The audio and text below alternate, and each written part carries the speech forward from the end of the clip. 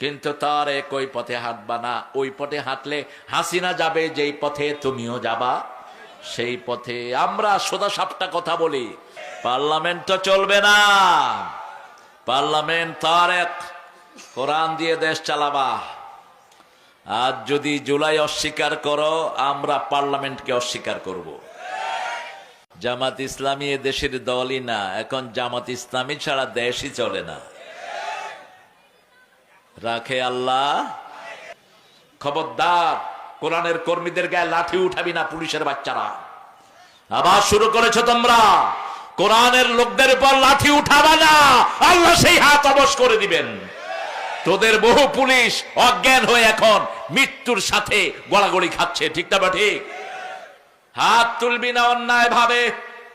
17 বছর পুলিশ এসে যারে খুশি তারে ধরে নিয়ে গেছে, ঠিক না বা ঠিক? আর আওয়ামী লীগের এক এক পান্ডা ছিল জমদূত। আপনাদের এখানে আমি 2 বার এসেছি ওই আওয়ামী লীগের ওই দুঃশাসনের সময়। আওয়ামী লীগের নেতা খেতাদেরকে তেল দিতে দিতে, ঘুষ দিতে দিতে। আমরা চাই জমিন আল্লাহর, হুকুম চলবে আল্লাহর, সবখানে আল্লাহর আইন চলবে, ঠিক না বা ঠিক? যে কয়দিন থাকবো কোরআন নিয়ে থাকবো, ইসলাম নিয়ে থাকবো। রাজি আছো মুসলমান? হাত তুলে দেখিয়ে দাও।